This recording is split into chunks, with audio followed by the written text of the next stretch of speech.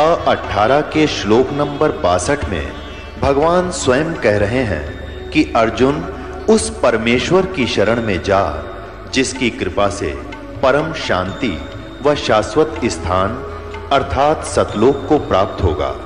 वो परमेश्वर कौन है, कहां है, कैसा है, जानने के लिए कृपया अवश्य सुनिए जगत गुरु तत्वदर्शी संत रामपाल जी महाराज के अमृत वचन। आप अभी अध्यात्म मार्ग के अंदर बिल्कुल बच्चे हो, जिसमें आप इस ज्ञान से परिपूर्ण हो जाओगे, उसमें आपको जो भी आप कोठी, बंगले, कार, बैंक बैलेंस और यहाँ की जो संपत्ति एकत्रित करने में जो समय व्यर्थ करते हो, ये ऐसा लगेगा जैसे बालक, छोटे छोटे बच्चे खिलौनों से खेला करते हैं। जिस प्रकार परमात्मा अपनी वाणी में कहते हैं, होले सुहागण सुरता त्यारे, मालिक घर जाना है हेतु तो। होले सुहागण सुरता त्यारे, मालिक घर जाना है। नाले धोले ओढ़ पैर लेकर 16 श्रृंगार, नाले धोले ओढ़ पैर लेकर 16 श्रृंगार। आज नहीं तय तड़के परसों आवेंगे तेरे लड़ियार, मालिक घर जाना है हेतु तो। होले सुहागण सुरता त्यारे, मालिक घर जाना है। तेरे साथ किए कितनी जाली तू क्यों लारी वारे, तेरे साथ की कितनी जाली तू क्यों लारी वारे। ये गुड़िया खेलत जन्म गंवाया, लाया है नहीं बेचारे, मालिक घर जाना है हेतु तो। होले सुहागण सुरता त्यारे, मालिक घर जाना है हेतु तो। होले सुहागण सुरता त्यारे। सतगुरु हमारे बानिया है करते बनज व्यवहार, सतगुरु हमारे बानिया है करते बनज व्यवहार। बिन डांडी बिन पालड़े है तोले दिया संसार, मालिक घर जाना है हेतु तो। होले सुहागण सुरता त्यारे, मालिक घर जाना है। अब परमात्मा आत्मा को जगा रहे हैं कि सुहागन आत्मा वो होती है जिसका विवाह हो जाता है, नाता जुड़ जाता है, जिसकी सगाई हो जाती है, मंगनी हो जाती है, और जिनका रिश्ता हो जाता है, मंगनी हो जाती है, सगाई हो जाती है, वही अपने पति के घर जाती है।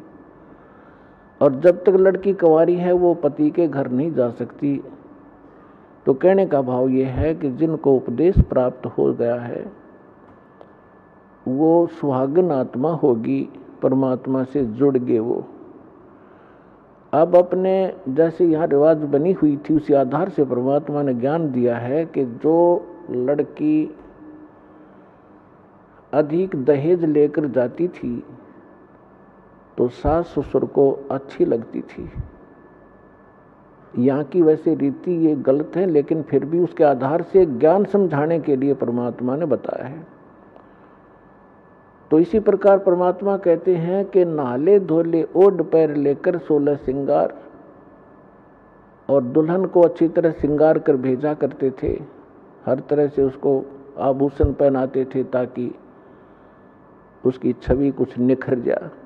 तो परमात्मा कहते हैं आत्मा के जो गहने हैं, आभूषण हैं, ये वो नहीं है जो यहाँ के बनावटी होते हैं। सील, संतोष, विवेक, अक्षमा, दया, सुमरण, भक्ति, दान, साधु सेवा, विनम्रता, ये गहने होते हैं सब एक आत्मा के। कहते हैं ये सभी आभूषण ग्रहण कर, और आज नहीं तो कल मृत्यु होगी, तुझे जाना होगा। फिर बताते हैं कि तेरे साथ की कितनी जाली, जिन महापुरुषों का मोक्ष हुआ, जिन्होंने जिस सत्र की साधना की वही क्योंकि इस कबीर परमात्मा के ज्ञान से तो उस समय कोई परिचित थे नहीं कि कौन कौन मुक्त हुए, ना वो विश्वास मानते थे कि सचमुच ये मुक्त हुए हैं। हम किन को मुक्त मानते थे? ध्रुव, प्रहलाद, मीराबाई आदि जितने, तो उनके उदाहरण देकर बताए जाते हैं कि तेरे साथ की कितनी जाली, ध्रुव, प्रहलाद, मीराबाई आदि ये महापुरुष, और तुम क्यों लारी वार, और गुडिया खेलत जन्म गंवाया, ओए तने लाया नहीं विचार। अपने आत्माओं, जब तक ये तत्व ज्ञान से आप परिचित नहीं होते, तब तक आपको यहाँ की कोठी, यहाँ के बैंक बैलेंस, बढ़िया गाड़ी, गांव में प्रभुता और खूब आदरमान हो, ये बहुत अच्छे लगते हैं। जिसमें आपको ये ज्ञान होगा उसमें आप देखोगे आपकी आत्मा एकदम यहाँ से उल्टी हो जाएगी। आपको अच्छे ही नहीं लगेंगे। ये कैसे नहीं लगेंगे? जैसे अब तो बच्चे ऐसा नहीं खेलते, अब तो सीधे स्कूल जाने लग जाते हैं, 3-4 वर्ष के होते हैं उसको स्कूल भेज देते। पहले पुराने समय में क्या होता था कि छोटे छोटे बच्चे खेलते ही रहते थे। छोटी लड़कियां, हमने विशेषकर देखा, जो बड़ी लड़कियों का विवाह हो जाता था उनके लिए घर पे टेलर बुला करके उनके कपड़े सिलवाए जाते थे, और उन कपड़ों से बचे हुए कटपीस, छोटे छोटे 2-2, 3-3 इंच के कपड़े होते थे, टुकड़े, उनको छोटी लड़कियां उठा लेती थी और वो नकल किया करती थी। क्या नकल करती थी कि जैसे पहले क्या करते थे, हमने देखा, हमारे विशेषकर ये रीति थी कि लड़की जब अपनी ससुराल जाती थी उससे पहले उसका दुष्प्रचार करते थे, दहेज। उसमें कहते थे 30 कपड़े, सूट, तिल बोला करते, आगे वालों की, यानी आगे ससुराल वालों में किसी सासू की, नंद की, पीतस की, तायस की, दादस की, ऐसे, और फिर वो आगे वालों की, और 20 लड़की की, वो अलग अलग कपड़े रखे जाते थे। तो वो लड़की छोटी सी क्या करती थी, उन छोटे छोटे टुकड़ों को इकट्ठा करके और ऐसे ही अलग अलग रख लेती थी कि ये 30 आगे वालों की, ससुराल वालियां की, और ये 30 अरे गुड्डा बनाती है, गुडिया बनाती, उनका ब्याह करती, उनके साथ खेला करती थी। और उस जो उसने रखे हुए थे ना छोटे छोटे जितने टुकड़े, जिनको वो सूट मान कर रखे हुए थी, उनमें से कोई दूसरी बहन या भाई निकाल लेता 1-2 उस टुकड़े को, तो इतना बुरी तरह रोया करती, पैर पीटा करती, हाय मेरी तीड़ उठा ली, मेरा सूट उठा लिया। जब उससे पूछा करते थे कहाँ से उठा लिया, कि ये 40 थे, आज इसमें 2 घट गए वो टुकड़े। और जब वो बेटी युवा हो जाती है, उसका विवाह होता है, तो फिर उसको पता चलता है, जब युवा हो जाती है उसको ओरिजिनल सूट का पता लगता है, ओरिजिनल दुल्हा और दुल्हन का पता लग जाता है। तो फिर उसको कहे कि ले आजा खेल ले, इनके साथ वो कभी नहीं खेल सकती। तो पुण्यात्माओं, आज जो आप यहाँ की संपत्ति, कोठी, कार, बंगला बनाने में अपना जीवन नाश कर रहे हो, ये गुडिया वाला खेल खेल रहे हो। और जिस समय आपकी ये मैच्योर हो जाएगी, आपकी बुद्धि, आपके विचार परमात्मा के अध्यात्म ज्ञान से, फिर आपको कोई कहेगा ना ये कोठी बना ले, बंगला बना ले, आज एक प्लाट दिवाऊं, होगा बस भाई, अब तो सतलोक में प्लाट खरीद देंगे, यहाँ तो बतेरे खरीद लिए। कहते कोट जन्म तन भर मत होगे, कुछ ना हाथ लगा रे, कुकर सुकर खरबया बोरे, कौआ हंस बुगारे। कोटि जन्म तू राजा की, ना मिटी न मन की आशा, भिक्षुक हो के दर दर घूम्या, मिला न निर्गुण रासा।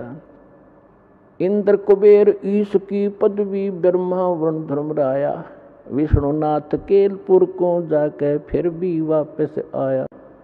असंग जन्म तन मरता, हो गे जीवित क्यों न मरे। 12 मद महल मुठ बोरे, बहुर न दे धरे। दोजक बहिष्ट सभी ते देखे, राजपाट के रसिया। 3 लोक से तिरपत नाही, ये मन भोगी खसिया। सतगुर मिले तो इच्छा मेटे, पद मिल पदे समाना।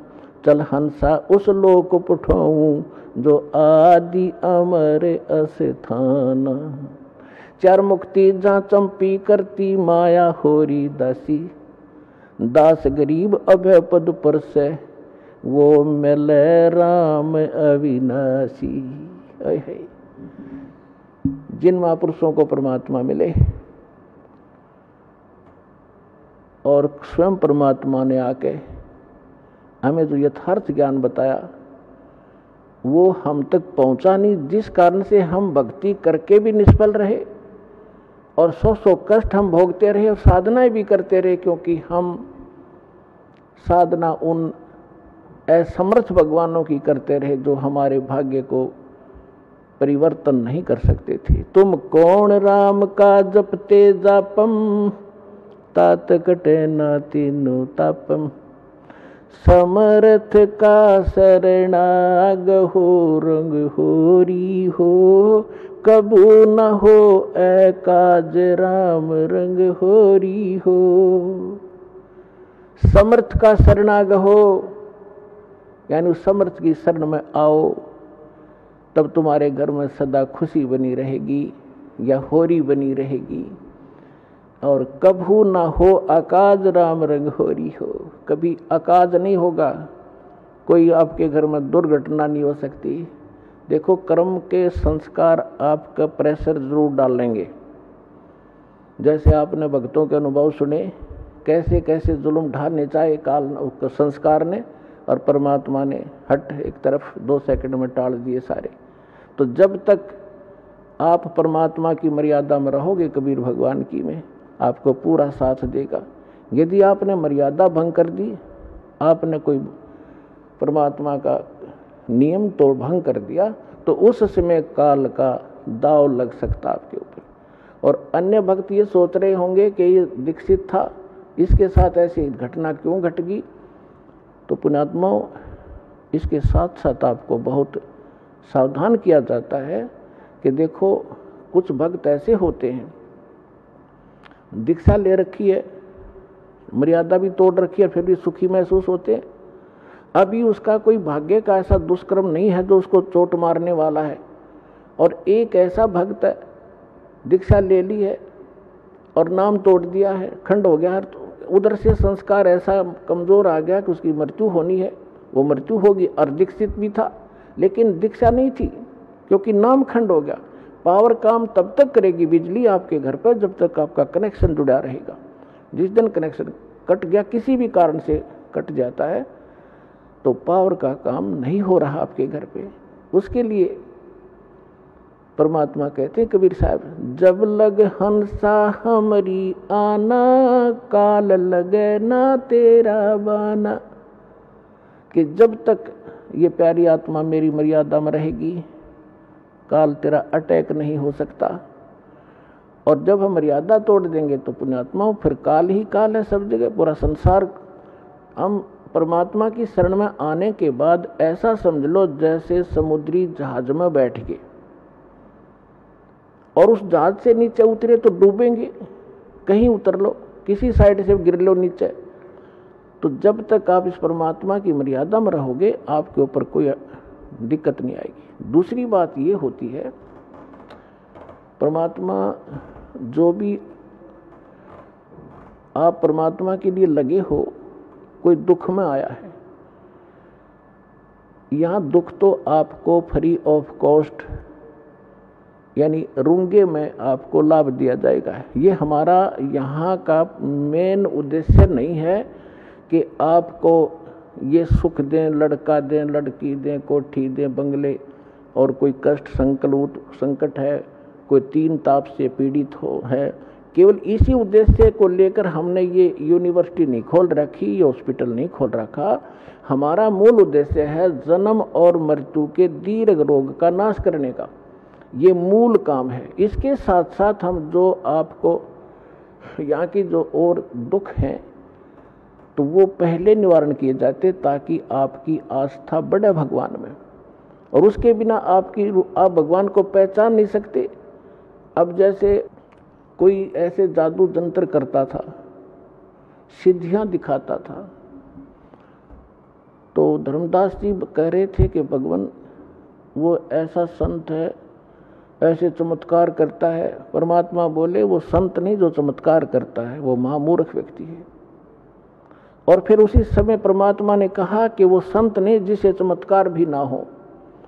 ये पुण्यात्मा, एक तो चमत्कार करना ये तो महामूर्ख व्यक्ति के काम है, क्योंकि उसने केवल सिद्धियां ही इकट्ठी कर रखी हैं जो उसके लिए भी घातक हैं और अन्य के लिए भी वो घातक है, क्योंकि उस पर आश्रित हो गया कि वो बड़ा महंत और संत होगा।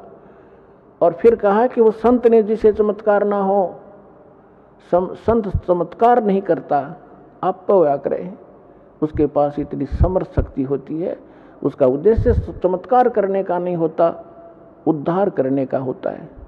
और वो सुख वैसे ही होते हैं जिनको लोग चमत्कार मानते हैं, या तो बिना गिनती के होंगे आपके घर पे, क्योंकि यह समर्थ शक्ति का साथ रहेगा आपके साथ।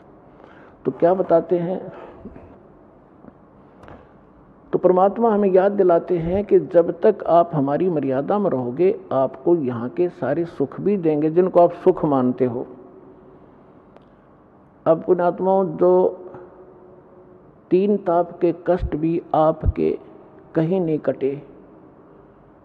यहाँ पर आप भक्तों के अनुभव सुनते हो, सब जगह चले गए थे, किसी में प्रेत था, किसी में जिन था, किसी पर कोई देव था, किसी के ऊपर कोई पीर तंग करता था, किसी में भैरव कूदता था, सब जगह जा चुके थे, लेकिन यहाँ आके सुख हुआ। हम ये उद्देश्य नहीं रखते कि ये सुख दें, ये तो आप होंगे, आपको ये तो पहले होंगे, क्योंकि जब तक आपके पैर में कांटा लगा है तो कांटा निकालना हमारा उद्देश्य है, क्योंकि कांटा लगे पैर में जूता पहना नहीं जा सकता।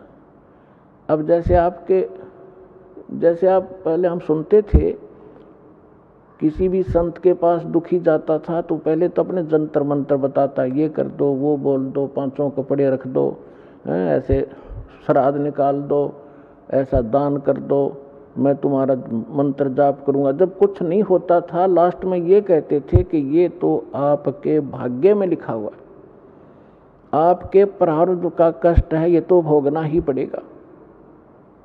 और फिर भी कहता था ले राम नाम का जाप करते ही रहना। पुण्यात्माओं, जैसे किसी के पैर में कांटा लगा हो और वो किसी के पास जाता है, वो कहता है, कोशिश करता है, उसके पास औजार नहीं है, उस कांटे को निकाल दे, और वो कहे कि कांटा तो निकल नहीं रहा, ये तो लगा ही रहेगा क्योंकि गहरा चला गया है, अब ले जूता पहन ले, आगे कांटा नहीं लगेगा। तो कांटा लगे पैर में जूता नहीं टिक सकता, पहले कांटा निकले और फिर उसको सलाह दी जा कि फिर जूता मत निकाल देना, नहीं तो ये पीड़ा फिर आ जाएगी आपके ऊपर। तो फिर वो व्यक्ति उस पीड़ा से परिचित है और फिर वो कभी जूता उस मार्ग में निकाल लेगा। तो पुण्यात्माओं, जो दुखी व्यक्ति यहाँ आते हैं सौभाग्य है उनका, जो सुख में आते हैं उनका भी सौभाग्य है, लेकिन जो दुख में आते हैं वो ज़्यादा स्थिर होंगे, क्योंकि सुख तो होगा ही होगा। ये तो सुखदायी भगवान है, समर्थ परमात्मा है, सुख का सागर है, ये दुख नहीं देता, और सुख इतना देगा बहुत गना आपको।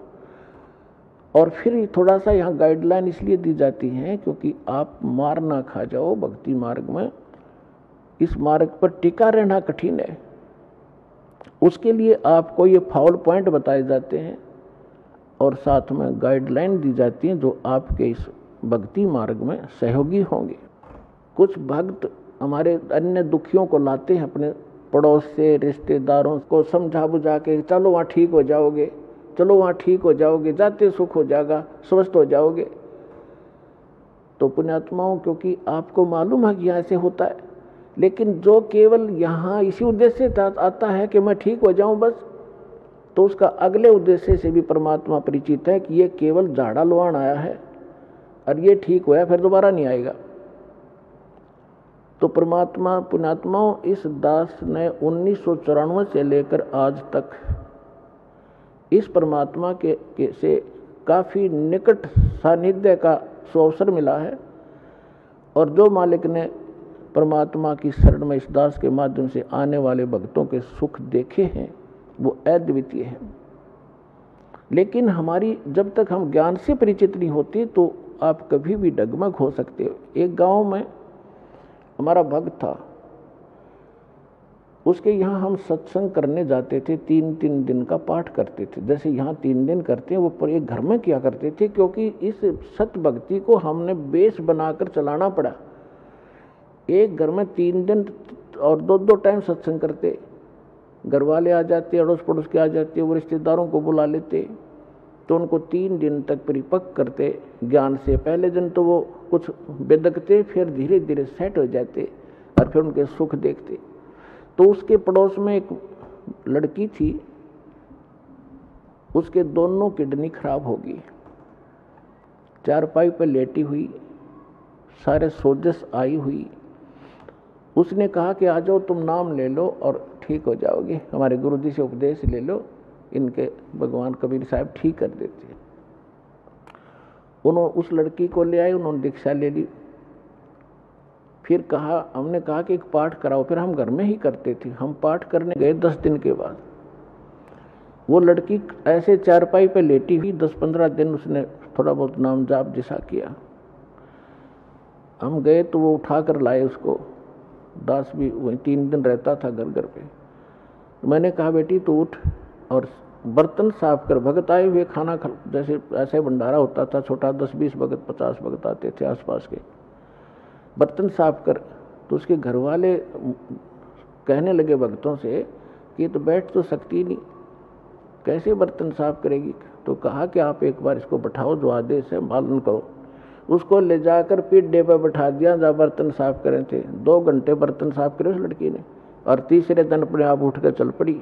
बोलो सतगुरुदेव।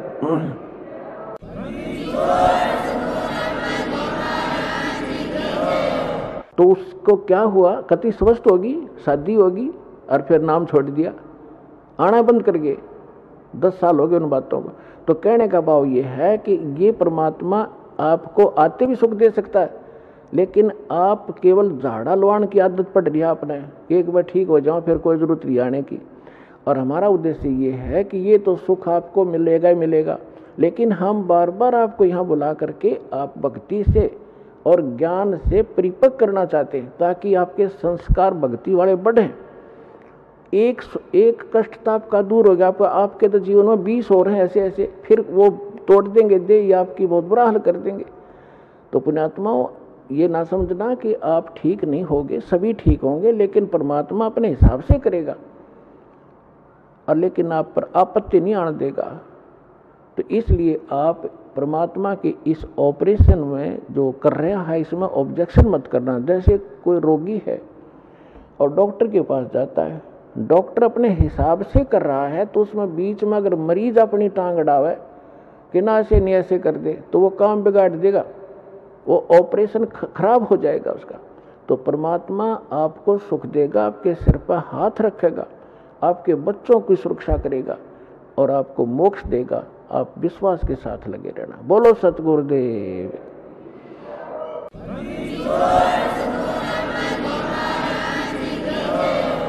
धीरे धीरे रे मना, धीरे सब कुछ हो, माली सींचे सो घड़ा, ऋतु आए फल हो।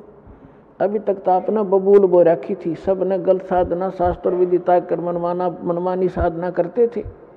अब आपने ये आम का बीज प्राप्त हुआ है, अब आपने बीजा है, इसकी सिंचाई करो। इस सत नाम की, इस मंत्र की जो भी ये प्रोसेस है पूरा, ये सारा आपके इस जीवन में भी लाभदायक है और मोक्ष भी देगा। तो जैसे आम के पौधे को कोई बीजता है और उसकी सिंचाई शुरू करता है, कहते माली उसके अंदर सैकड़ों घड़े जल के डालता रहता है जब तक वो बड़ा नहीं होता, और जब वो बड़ा हो जाता है, पेड़ बन जाता है, फिर देखना उसके फल कैसे लदपद हो जाएंगे। आप भी खाओगे, अड़ोसी पड़ोसी भी तोड़ ले जाएंगे, अचार बनाओगे और पका के खाओगे, और फिर भी समाप्त नहीं होंगे। तो ये आम का यानी सत भक्ति रूपी पौधा आपने इब बोया है, इसमें थोड़ा समय देना भगवान को, अगले दिन फल तोड़ने की चेष्टा ना करना, लेकिन ये समर्थ है, कुछ सहयोग आपको वैसे अपने कोटे से देना शुरू कर देगा। समर्थ है ये, अपने भी कोटे से आपको राहत देगा। नहीं आपके संस्कार अच्छे नहीं थे, अच्छे होते तो अब यहाँ दुखी नहीं होते। तो आपको परमात्मा पहले अपने कोटे से राहत देना शुरू करेगा, फिर आपकी भक्ति रूपी पौधे को पेड़ बनाने के लिए ये साधन बताए जाते हैं। दान करो, 5 यज्ञ करो, यहाँ आओ। यहाँ आपको किस लिए बुलाया जाता है? आप देखते हो आपको यहाँ एक मेहमान की तरह रखा जाता है। आपके भाई बहन जो पहले से लगे हुए हैं आपके लिए भोजन तैयार करते हैं, आपके लिए मैट बिछाते हैं, सारी सुविधा करते हैं, ताकि आप परमात्मा के बच्चे हो और आप इस परमात्मा को पहचाने। यहाँ आओगे, कहते हैं संत मिलन को चालियो तज माया अभिमान, जो जो कदम आगे रखे ओ हे यज्ञ समान। कोई कहीं से भी आता है और वहाँ से चलने से पहले आप 100 प्रकार की व्यवस्था करते हो, 2-3 दिन पहले एडजस्टमेंट करना शुरू करते हो, तो वहीं से आपकी लगन और आपकी आस्था भगवान में के गुड अकाउंट में लिखी जाना शुरू हो जाती है। और फिर यहाँ आते हो, एक ये करने में लाखों रुपए लगा करते थे वो राजा लोग, और आपको क्या बताया है कि संत मिलन को चालियो। इस विश्व में पुण्यात्मा संत नहीं कोई, इस दास के अतिरिक्त। अभिमान ना समझना, ये मालिक का कुत्ता है और उसने ये संत बना दिया। और संत में वो गुण होते हैं जो भगवान ने बता रखे। संत मिलन को चालियो तज माया अभिमान, और जो जो कदम आगे रखे ओ हे यज्ञ समान।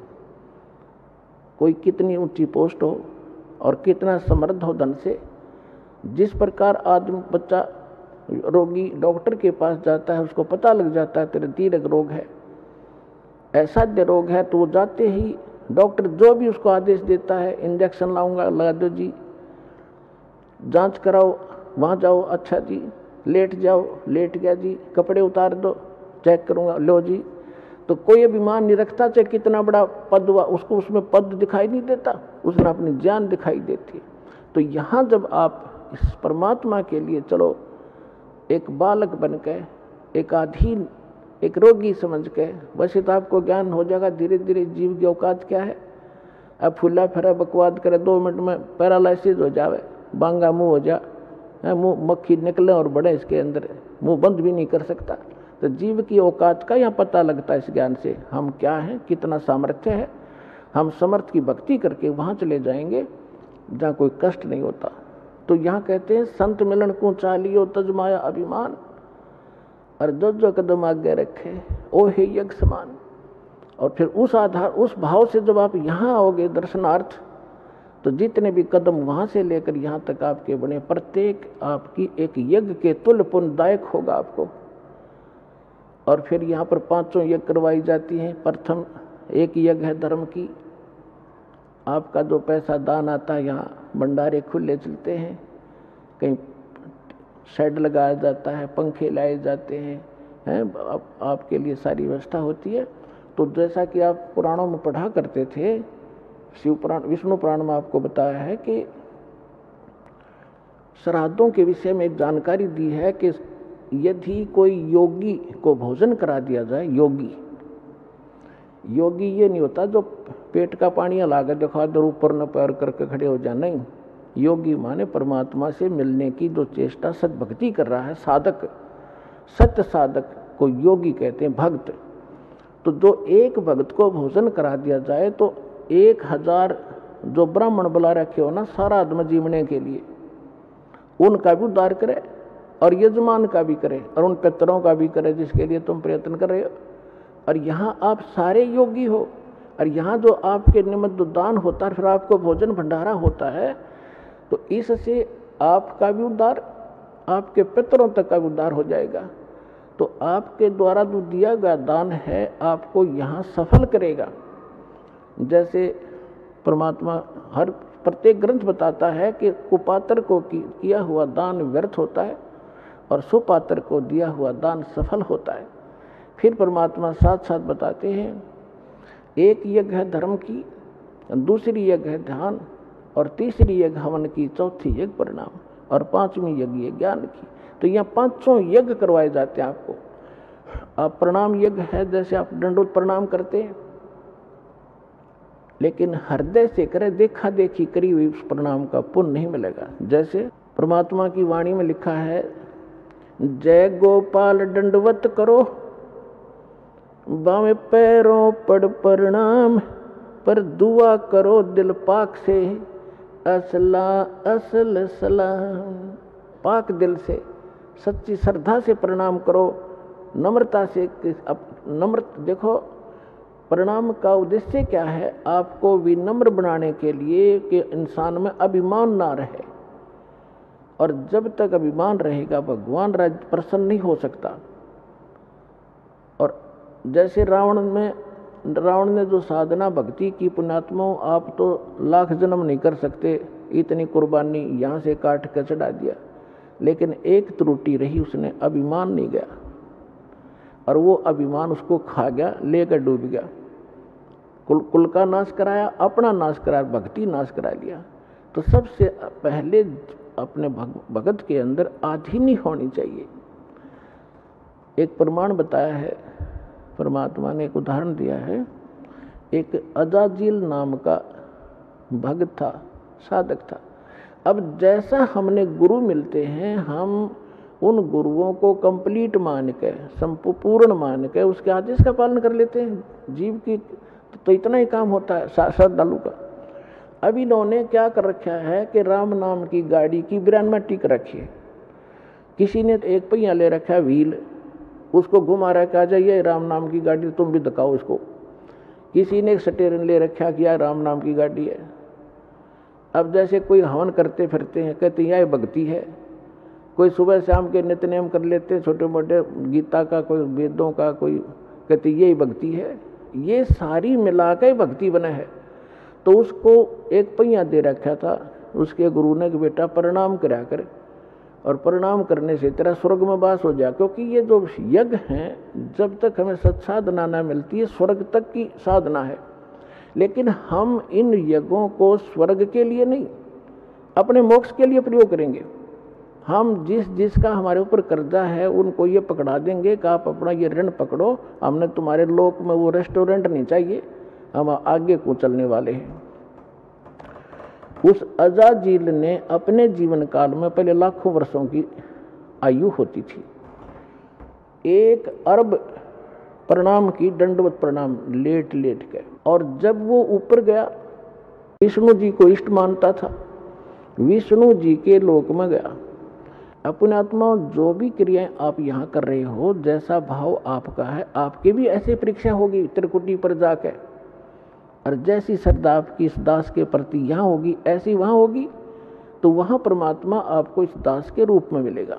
तो अजाजिल नाम का वो श्रद्धालु प्रणाम करता था, प्रणाम यज्ञ किया करता था, उसमें इतनी भक्ति, उस सतर की जो स्वर्ग तक जाने की और वहाँ पर पद पोस्ट पाने की, इस प्रणाम यज्ञ से इतना संग्रह हो गया उसकी भक्ति कि विष्णु जी के लोक में जब गया तो विष्णु जी ने कहा कि भाई बहुत ज़्यादा भक्ति की तूने, यानी बहुत अच्छी साधना की बच्चा, साधना के अंदर ये सारा कुछ आ जाता है।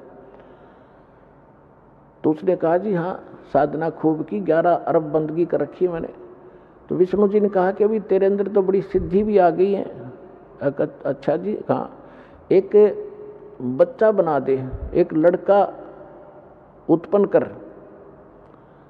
तो उसने कहा जी कैसे करूं, मुझे तो पता नहीं। तो भगवान ने कहा, विष्णु जी ने, कि ये कह दे कि नर भव। उसने ऐसे कह दिया नर भव। एक जवान लड़का सामने खड़ा हो गया। तो भगवान विष्णु ने कहा कि ये तेरे वचन से उत्पन्न है और ये तेरा पुत्र हो गया, वचन का पुत्र हो गया। बोला अच्छा ठीक है, और खुश हो गया कि देख मेरे में कितनी शक्ति होगी। जैसे हम सुना करते थे कि वाल्मीकि जी ने जब सीता गर्भवती थी, सीता जी, और वो निकाल दी थी भगवान रामचंद्र जी ने, वाल्मीकि जी के आश्रम में गई थी, और वाल्मीकि जी उसके एक लड़का उत्पन्न हुआ था, लव उसका नाम रख दिया। फिर काफ़ी लंबी कहानी तो आपने सब ने पता है। फिर वाल्मीकि जी ने एक लड़का कुश से बना दिया था अपने वचन से। आज के युग में तो ये लोग मानने को तैयार नहीं, क्योंकि साइंस खा गई इनके बुद्धि ने, अध्यात्म वाली बुद्धि ने, लेकिन वो सही था। अब वो जितनी बैटरी चार्ज की थी वो उतना थोड़ा बहुत कर सकते हैं। तो उसे भगवान या मोक्ष, भगवान नहीं बन गए वो और मोक्ष नहीं हुआ उनका। तो वहाँ जब वो लड़का हुआ तो बड़ा खुश हुआ कि स्वर्ग में मेरा एक पुत्र हो गया, यहाँ इसके साथ रहा करूँगा। फिर भगवान विष्णु ने कहा कि अजाजिल इसको प्रणाम कर, दंडवत। अब वो तो उसका तो गेम में यही था, इसी मैच के कारण, गेम के कारण तो यूँ इस पद पर पहुंचा था। तो उसने बोला ना करूं इसको। क्यों भाई? भगवान बोले क्यों नहीं करे इसको प्रणाम? कि ना करूं, ये तो मेरा पुत्र है, मेरे वचन से हुआ है। अब भगवान विष्णु ने सोचा ये तो भाई फेल हो गया परीक्षा में। फिर भी उन्होंने सोचा चल थोड़ा सा इसको ग्रेस मार्ग दे देता हूँ, जब बुद्धि काम कर जाती इसकी। उस लड़के को अपने जहाँ वो खड़े थे बाउंड्री के अंदर, उससे परली साइड भेज दिया। और उसमें एक गेट था, इतना एक बाईपास रास्ता था, उसमें झुक कर जाना पड़ता था नो बाहर निकलने के लिए। वो लड़का तो परली साइड निकल के खड़ा हो गया। अब भगवान ने सोचा इस अजाजिल को मैं इस गेट से निकाल ले चलता हूँ, और ये झुके ज्ञाना से झुक कर निकलेगा तो मैं मान लूँगा भी चल इसका ये नाश ना होगा भक्ति का, जिसे भी इसने भक्ति की है। तो भगवान भी समेत मुकुट के झुक के निकल के, उसका सामने लड़का खड़ा था। और अजाजिल से कहा कि आजा अजाजिल, तुझे स्वर्ग की सैर करा के लाता हूँ। तो अजाजिल बोला मैं सब जानता हूँ, तू छलिया है, तो मेरी फिर मजाक करेगा कि देखा ना मैं झुक के निकलूंगा तो परिणाम हो जाएगा मेरा लड़के को, और तो आप जो है ना मेरे साथ धोखा करना चाहते हैं, मैं ऐसा अनजान नहीं हूँ, बिल्कुल नहीं करूँगा, नहीं आऊँगा। तो परमात्मा बोले जा भूतनी के निकल यहाँ से। वो वहाँ से पटक दिया ठाक है, और सारी वह भक्ति कैंसिल कर दी। कहते हैं बेअदबी भावनी साहिब के ताही अजाजिल की बंदगी पलमा ही भाई। जब प्रणाम कर रहा है और जिस उद्देश्य को लेकर करा, फिर वो अकड़नियों की नो खाक तो नहीं वो साधना की, क्या रिहर्सल किया। तो पुण्यात्माओं ये जो रिहर्सल आपसे कराई जाती है, कहते हैं जय गोपाल दंडवत कर और पैरा पड़ प्रणाम, दुआ करो दिल पाक से, असला असली इस्लाम। तो इस प्रकार आपको यहाँ जो रिहर्सल कराई जाती है, जो ज्ञान दिया जाता है, ये आपके इस भक्ति रूपी सफर में कदम कदम पर आपका काम आओगा। और ये प्लस और माइनस, ये फॉल पॉइंट आपको बताए जाते हैं ताकि आप इस भक्ति को नाश ना कर लो। कहते हैं जैसे माता गर्भ को, जैसे माता गर्भ को रखे यत्न बनाए, ठेस लगे ते क्षण होवे तेरी ऐसे भक्ति जावे। आए है जैसे किसी बहन को गर्भ रहा हो, वो कितनी सावधानी बरतती है उस अपने लाल को, लड़के या लड़की को परिपक्व करने के लिए। जब करवट लेती है रात ने, एकदम बिदक के उठे कि मेरे बच्चे का दाब ना लगी हो, ऊंचे नीचे पर चलती है तब कहीं पैर ऊंचे नीचे पर ना टिक जावे, कोई ऐसा खाना ना खा लूं जिससे मेरी गर्भपात हो जावे। तो इस प्रकार परमात्मा कहते हैं जैसे माता गर्भ को रखे यतन बना और ठेस लगे तो क्षण हो तेरी ऐसे भक्ति जा। तो पुण्यात्माओं इस भक्ति के साथ साथ सावधानी और मर्यादा अति आवश्यक है, तब आपको सफलता मिलेगी। तो सौभाग्य आपको सतलोक आश्रम बरवाला माने का अवसर प्राप्त हुआ, और वो अनमोल ज्ञान और अनमोल साधना मिली जिसके लिए देवता भी तरस रहे हैं। धन्य आपके माता पिता जिनसे जन्म हुआ। बोलो सतगुरुदेव।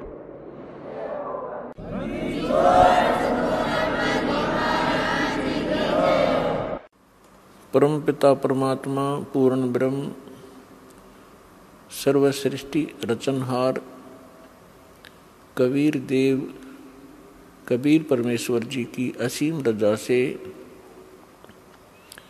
आप सभी पुण्यात्माएं सत्संग सुनने के लिए उपस्थित हुए। इस विश्व के अंदर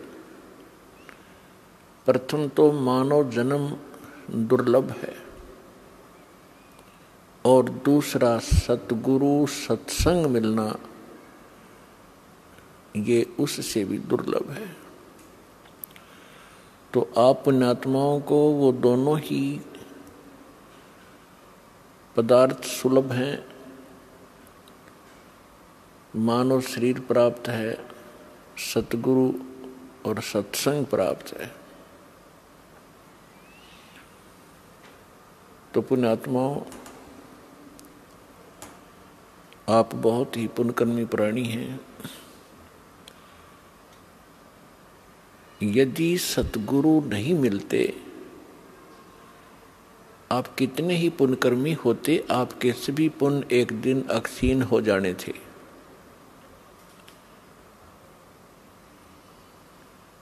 ये पूर्व जन्म के जो पुण्य होते हैं, युगों युगों से किए हुए शुभ कर्मों का जो आपका रिजल्ट होता है, परिणाम है, वो संग्रहित होता है और आगे फिर संग्रह करने के यानी पुण्य कमाने के कोई हमें साधन नहीं मिलते हैं।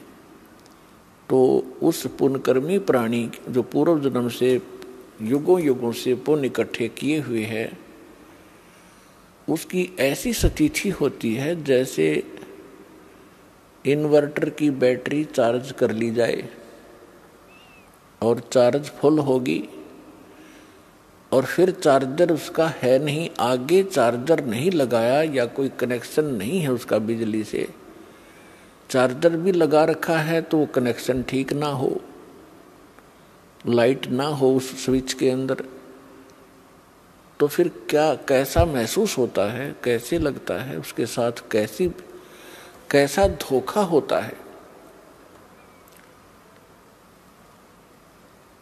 बैटरी पूर्व जन्म की चार्ज, पहले की चार्ज है, इन्वर्टर चल रहा है,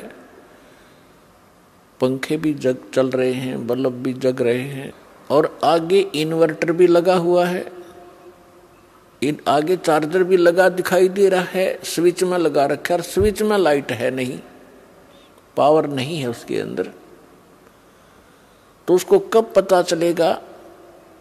जब वो इन्वर्टर की बैटरी डाउन हो जाएगी, झटके मारने लगेगी और झटके मार के वो बंद हो जाएगा। सब सुविधाएं जो बल्ब जग रहे थे, पंखे चल रहे थे, कूलर चल रहे थे, वो एकदम शट ऑफ हो जाएंगे, बंद हो जाएंगे। तो पुण्यात्माओं, जो पूर्व जन्म के पुण्यकर्मी आत्माएं हैं, आज कोई डॉक्टर बना है, कोई इंजीनियर बना है, कोई IAS IPS पोस्ट पर विद्यमान है, कोई MLA MP मंत्री मुख्यमंत्री बना है, या कोई अच्छा सेठ साहूकार बना है, या कोई अन्य उसके पास सुविधा उपलब्ध है। और वो पुण्यकर्मी प्राणी जहाँ भी जिस क्षेत्र में प्रवेश करता है, उसके पुण्यों के आधार से वो उधर ही सफल होना प्रारंभ हो जाता है, क्योंकि उसने पूर्व जन्म की बैटरी वह चार्ज है उसकी। और आगे यदि वो सत भक्ति नहीं कर रहा है तो उसका वो पुण्य कर्मों को संग्रह करने का चार्जर नहीं लगा हुआ है, और गलती से वो कोई साधना कर रहा है या कोई संत गुरु बना रखा है, उसके बताए अनुसार जो साधना कर रहा है, तो वो चार्जर ठीक नहीं, उसमें लाइट है नहीं। परिणाम के तौर पर उदाहरणार्थ आपको बताते हैं कि गीता अध्याय नंबर 16 के श्लोक नंबर 23 और 24 में ये स्पष्ट किया है कि अर्जुन शास्त्र विधि को त्याग कर जो मनमाना आचरण करते हैं, यानी मनमानी पूजाएं करते हैं, उनको न सुख होता है, न उनको कोई सिद्धि प्राप्त होती है, और न ही उनकी परम गति होती है, अर्थात यूजलेस। तो उनके साथ वो सतिथि बनी हुई होती है जो कोई नकली इन झूठे गुरुओं से भी संबंधित है। उसको लग रहा है कि मैंने चार्जर लगा रखा है, लेकिन वो चार्जर ठीक ठिकाने नहीं लगा हुआ है, वो गलत स्थान पर लगा हुआ है। अब जब तक उसके पुण्य चलेंगे और उसको सभी सुविधाएं उपलब्ध रहेंगी, और ये सोच रहा होगा वो व्यक्ति जो धार्मिक प्रवृत्ति का है कि मैं जो पूजाएं कर रहा हूं, जो साधना कर रहा हूं, या तो कोई गुरु बनाकर, किसी संत पंथ में जाकर, या वैसे अपना कोई देवी देवता मना के जो भी वो आध्यात्मिक क्रियाएं करता है, वो ये सोच रहा होता है कि मुझे इन्हीं क्रियाओं से ये लाभ मिल रहा है। अब उस स्थिति में उसको कोई हमारा भक्त जाकर समझाने की चेष्टा करे कि आपकी भक्ति ठीक नहीं, आपके साधन जो है भक्ति के ये व्यर्थ हैं, तो वो व्यक्ति बिल्कुल मानने को तैयार नहीं, क्योंकि उसको अध्यात्म ज्ञान का अभाव है। और वो ये कहेगा कि मुझे सब सुविधाएं उपलब्ध हैं, अच्छी पोस्ट है, बच्चे भी अच्छे पढ़ रहे हैं, उनको अच्छी पोस्ट प्राप्त हो गई है, मेरे को सब सुख है, ये मेरे गुरुदेव की कृपा है, मेरे इष्ट देव की कृपा है। तो पुण्यात्माओं, उसको उस समय पता चलेगा जब उसकी पूर्व जन्म की बैटरी समाप्त हो जाएगी, डाउन हो जाएगी, डिस्चार्ज होएगी। उस समय देर बहुत हो चुकी होगी, फिर उसके सामने रोने के अतिरिक्त कुछ भी शेष नहीं बचेगा। इसके लिए दास बार बार प्रार्थना कर रहा है कि कम से कम जो दास आपके गुरु जी के विषय में, आप जी की साधना के विषय में कोई टिप्पणी कर रहा है, आप उसको आलोचना मानते हो, उस आलोचना को कम से कम कंपेयर कर लो कि ये सिरफरा व्यक्ति क्यों बार बार हमारी साधनाओं को गलत बता रहा है, इस उद्देश्य से देख लो। लेकिन इधर सोचना भी पसंद नहीं करते वो भोली आत्माएं। आइए अब हम उन श्रद्धालुओं के अनुभव जानते हैं जो जगत गुरु तत्वदर्शी संत रामपाल जी महाराज जी से दीक्षा प्राप्त कर चुके हैं तथा उनके द्वारा बताए गए भक्ति मार्ग पर चल रहे हैं। नमस्कार सर। सतसाहिब जी। क्या नाम है सर आपका? रमेश कुमार। रमेश कुमार जी कहाँ से आए हैं? सर गांव भोजरा सर, तहसील सरदार सर, जिला चूरू, राजस्थान का निवासी हूँ जी। सर संत रामपाल जी महाराज की शरण में आने से पहले आप क्या भक्ति साधना करते थे? सर संत रामपाल जी महाराज जी की शरण में आने से पहले सारी जो देव देवताओं की भक्ति होती सभी करते थे, जैसे हनुमान जी की पूजा करना, कृष्ण जी की भक्ति करना। पहले मैं छोटा था तो हनुमान जी की भक्ति करता था। उसके बाद मेरे एरिया के अंदर एक संत भोले बाबा करके हैं, वो कथा करने आए थे, तो उन्होंने कथा किया था, वो भागवत की कथा करते थे। उससे पहले मैं हनुमान जी की भक्ति करता था। तो बचपन से कसक थी, परमात्मा पाने की चाह थी। तो बचपन से ऐसा लगता था कि परमात्मा कोई और है, ये परमात्मा नहीं है, जड़ रूपी परमात्मा है, उसकी भक्ति करनी चाहिए। तो भोले बाबा ने ये बताया कि ये कृष्ण भगवान ये पूर्ण परमात्मा है और भागवत की कथा ये सबसे बड़ी कथा है, इससे बड़ा कोई ग्रंथ नहीं है। तो मेरे को ऐसा लगा कि कृष्ण भगवान ही पूर्ण परमात्मा है, तो मैं कृष्ण भगवान की भक्ति करने लग गया था। कृष्ण भगवान की भक्ति बहुत ही दृढ़ता के साथ करता था। उसके अलावा जैसे व्रत रखने हैं, मंगलवार का व्रत रखना, नवरात्र के व्रत रखने, और एक महीने मैंने सावन का महीना जो निराहार रह कर किया था, पूरा एक सावन का महीना मैंने अन्न नहीं खाया था। और 6 महीने ये दास नंगे पाँव भी घुमा था।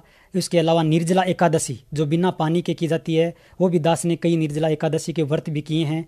सर जैसा कि आपने बताया आप इतनी सारी पूजाएं करते थे, कृष्ण जी की भक्ति करते थे, शिव जी की भक्ति करते थे, तथा 1 महीने तक आपने उपवास भी रखा। तो सर इतनी सारी भक्ति करने के बावजूद भी आपने संत रामपाल जी महाराज से नाम उपदेश क्यों लिया? सर प्रथम तो संत रामपाल जी महाराज जी का ज्ञान बहुत अच्छा लगा, उनकी पुस्तक मैंने पढ़ी वो बहुत अच्छा लगा। दूसरी, जैसे मेरे शरीर में इतनी व्रत और साधनाएं करने की वजह से शरीर भी कमज़ोर हो गया था और पेट में भी तकलीफ़ें रहने लगी थी और घर में भी बहुत टेंशन रहती थी, जैसे मतलब लड़ाई झगड़े करना घर में, और मेरे को गुस्सा भी बहुत आता था। लेकिन संत रामपाल जी महाराज की शरण में आने के बाद वो सब परमात्मा की दया हुई, सब नॉर्मल हो गए। सर आप संत रामपाल जी महाराज की शरण में कैसे आए? सर संत रामपाल जी महाराज जी की शरण में ऐसे आया कि मैं उस टाइम बेंगलोर में रहता था और मैं बेंगलोर से गांव आया तो गांव में गौशाला बनी हुई है। भगवान की चाह होने के कारण मैं गौशाला में गया तो गौशाला में एक भगत जी रहते थे। उन्होंने मुझसे नंगे पांव देखकर कहा कि आप नंगे पांव क्यों चल रहे हो? तो मैंने कहा कि भाई ऐसे चल रहा हूँ। तो बोले नहीं बताओ कैसे चल रहे हो? मैं बोला नहीं ऐसे चल रहा हूँ। तो बोले चलो ठीक है, आप मेरे को बताओ कि सबसे बड़ा नाम क्या है? तो मैंने कहा भाई उससे पहले यही सुना था कि ओम नाम सबसे बड़ा, इससे बड़ा ना कोई, जो इसका सुमरन करे वो शुद्ध आत्मा होए। तो मैंने कहा ओम नाम सबसे बड़ा है। उसने कहा नहीं। तो मैंने कहा राम नाम सबसे बड़ा होगा। उसने कहा नहीं। तो मैंने कहा ओम नमो भगवते वासुदेवाय ये नाम सबसे बड़ा होगा। उसने कहा नहीं। तो मैंने कहा ओम नमो भगवते वासुदेवाय श्री कृष्ण गोविंद हरे मुरारी हे नाथ नारायण वासुदेवाय ये तो जरूर बड़ा होगा। तो उसने कहा नहीं। तो मैंने कहा भाई आप ही बता दो मुझे क्या नाम बड़ा है, मैं नहीं जानता। तो उसने मुझे संत रामपाल जी महाराज की लिखित ज्ञान गंगा पुस्तक दी। तो जब वो पुस्तक दी तो मेरे मन में ऐसे अभिमान आया, अहंकार आया कि मैं गीता जी का पाठ भी करता हूँ, सुंदरकांड के पाठ भी मैंने किए हैं और भागवत का पाठ भी मैं घर पे करने लग गया था और रामायण का पाठ भी मैं करता हूँ और भी अन्य सारी साधनाएं मैं करता हूँ। इस पुस्तक के अंदर ऐसा फिर क्या है? जब मैंने उस पुस्तक को पूरा पढ़ा तो मैं, आप सच नहीं मानेंगे, रोने लग गया बैठ के कि हे परमात्मा, मुझे तो पता ही नहीं था कि परमात्मा कौन है। ये पुस्तक तो एक बहुत बड़ा अनमोल ग्रंथ है जिसके अंदर चारों वेद, पवित्र गीता जी, कुरान शरीफ, बाइबल, सारे ग्रंथों का समावेश है। ये तो बहुत बड़ा ग्रंथ है। एक बरवाला आश्रम गया। बरवाला आश्रम जाने के बाद जब मैंने वहाँ की स्थिति देखी, वहाँ का माहौल देखा, तो मेरी आत्मा गदगद हो गई कि सब अपनी अपनी मस्ती में मस्त है, कोई किसी से लड़ाई झगड़ा नहीं करता है, सब प्रेम से बैठे हैं, सब भंडारा कर रहे हैं, कोई अपनी माला कर रहा है, कोई आरती कर रहा है। तो मुझे वो माहौल बहुत अच्छा लगा कि ये तो यहाँ तो जैसे उससे पहले स्वर्ग ही सुना था सतलोक का, तो संत रामपाल जी महाराज की शरण में जाने के बाद ज्ञान हुआ है कि भाई यहाँ तो साक्षात स्वर्ग है। दूसरे दिन सारा माहौल देख के संत रामपाल जी महाराज जी के आश्रम में 22 अक्टूबर 2011 को दीक्षा ग्रहण की। सर संत रामपाल जी महाराज की शरण में आने के बाद आपको क्या लाभ प्राप्त हुए? संत रामपाल जी महाराज जी की शरण में आने के बाद प्रथम तो जी मैंने एक बार गुरुजियों से नाम लेने के बाद थोड़े दिन के बाद मैंने एक प्रार्थना लगाई कि गुरुजी दास की एक प्रार्थना है। तो गुरुजी ने कहा बेटा तेरी प्रार्थना हो गई। तो मैंने सोचा ऐसे कैसे प्रार्थना होगी? गुरुजी ने कुछ पूछा ही नहीं, तेरी प्रार्थना हो गई। लेकिन मुझे इतना ज्ञान नहीं था कि संत के शब्द में शक्ति होती है, संत तो अंतर्यामी होते हैं। तो मैं घर आ गया। थोड़े दिनों के बाद मेरा वो काम सिद्ध हो गया। थोड़े दिन के बाद फिर मेरे को एक गुरुजियों से नाम लेने से पहले एक लड़का हुआ था। वो लड़का बचपन से जब पैदा हुआ उस थोड़े दिन के बाद इतना बीमार रहने लग गया था कि उसको कभी जयपुर, कभी बीकानेर, कभी जयपुर, कभी बीकानेर, कभी 10 दिन घर में, 5 दिन हॉस्पिटल में, 5 दिन हॉस्पिटल में, 10 दिन घर में, ऐसे मतलब वो रहने लग गया था। बहुत ही बीमार वो रहता था। तो फिर मैं उससे परेशान होकर और बीकानेर में जो अपना कोठारी हॉस्पिटल है, डॉक्टर गौरव गुम्बर, उसको भी दिखाया था। उसका भी ट्रीटमेंट चला था। डॉक्टरों को कुछ भी समझ में नहीं आता था। वो लोग दवा दे देते और हम लोग घर आ जाते थे। 2-4 जांच करवा देते थे, ये जांच करो, और हम लोग घर आ जाते थे। लेकिन उसको कुछ भी फायदा नहीं हुआ। एक दिन मैंने सोचा हे परमात्मा, मैं जब वहाँ हॉस्पिटल जाता हूँ इससे तो अच्छा है कि मैं आपकी शरण में आऊँ। वहाँ मेरा टाइम वेस्ट होता है, मेरा पैसा खर्च होता है। इसलिए मैंने ये सोच के दवाइयाँ बंद कर दी। और जब से दवाइयाँ बंद की तब से आज 4-5 साल हो गए। मालिक की दया है, वो बच्चा एकदम स्वस्थ है। मैंने कभी भी उसको बीकानेर या जयपुर कोई हॉस्पिटल में नहीं लेके गया हूँ। उसके बाद मेरे को दूसरा लड़का हुआ तो पहले लड़के का नाम हमने सतगुरुदेव जी से पूछा था। तो सतगुरुदेव जी ने पहले लड़के का नाम नीरज बताया। दूसरे लड़के का नाम, जैसे लड़का हुआ तो मेरे को ये लड़का होने से पहले मेरे मन में था कि अब अगर गुरुजी पहले लड़के का नाम नीरज रखा है, नीरज कमल का पर्यायवाची होता है कि कमल का पर्यायवाची नीरज और पंकज होता है। तो मैंने सोचा दूसरा लड़का हो गया तो अगर गुरुजी नाम पंकज रख दे, मेरे मन में था ऐसा। तो दूसरा लड़का होने के बाद मैंने गुरुजियों से प्रार्थना करी। दास की प्रार्थना है, गुरुजी दास को लड़का हुआ है, नाम बताएं। तो गुरुजियों ने मेरे चेहरे की तरफ देख के कहा बेटा पंकज नाम रख ले।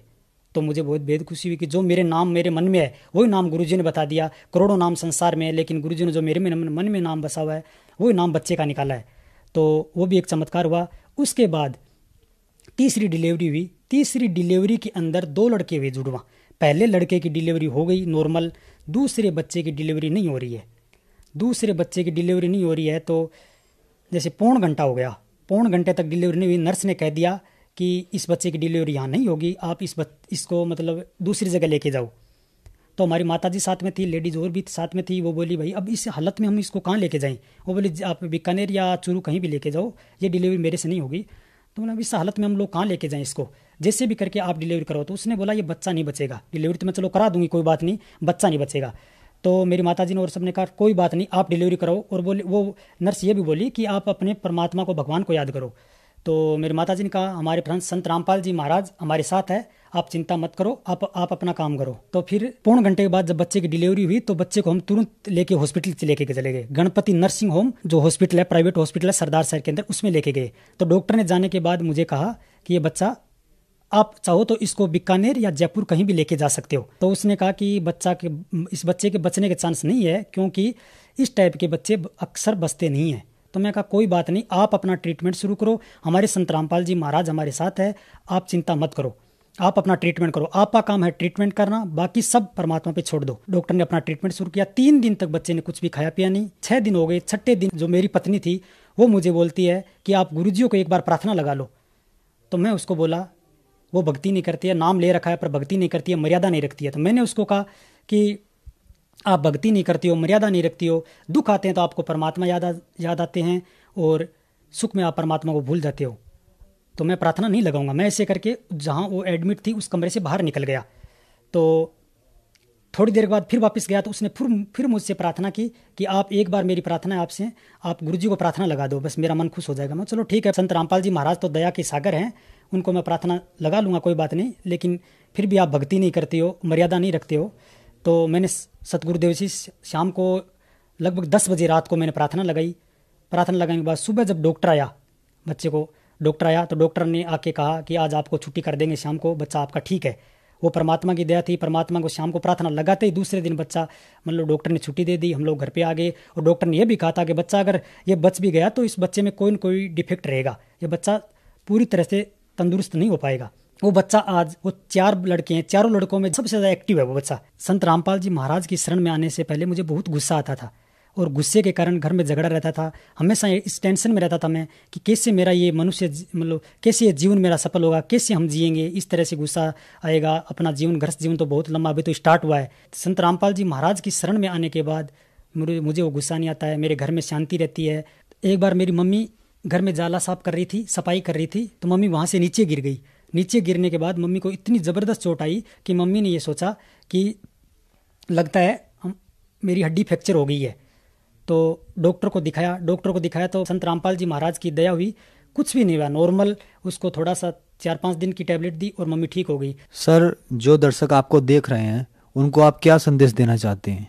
जो दर्शक देख रहे हैं उनसे मेरी यही प्रार्थना है, रिक्वेस्ट है कि आप संत रामपाल जी महाराज जी का सत्संग प्रतिदिन जो विभिन्न टीवी चैनलों के ऊपर चलता है सुने और उनकी लिखित पुस्तकों को पढ़कर उनके दिए हुए आध्यात्मिक ज्ञान को समझें। संत रामपाल जी महाराज शास्त्रों के अनुसार भक्ति बता रहे हैं और उनके दी हुई भक्ति आप करें, उसी से मोक्ष संभव है। जैसे आपके घर में भी किसी भी तरह की बाधाएं हैं, शरीर में जैसे कोई रोग है, वो भी परमात्मा की दया से संत रामपाल जी महाराज की दी हुई भक्ति से वो भी ठीक होते हैं और घर की भी कलह समाप्त होती है। सर, जो संत रामपाल जी महाराज से नाम दीक्षा लेना चाहते हैं वो संत रामपाल जी महाराज कैसे नाम दीक्षा ले सकते हैं? सर, संत रामपाल जी महाराज के विभिन्न टीवी चैनलों के ऊपर सत्संग आते हैं, उस सत्संग को आप सुने। सत्संग के अंदर नीचे पट्टी चलती है, पट्टी के ऊपर नंबर आते हैं, नंबरों पे कॉल करने के बाद आपके नज़दीकी नामदान केंद्र के नंबर दे दिए जाएंगे, वहाँ पर जाकर आप नाम दीक्षा ले सकते हैं और अपना कल्याण करवा सकते हैं। धन्यवाद सर। सत साहिब जी।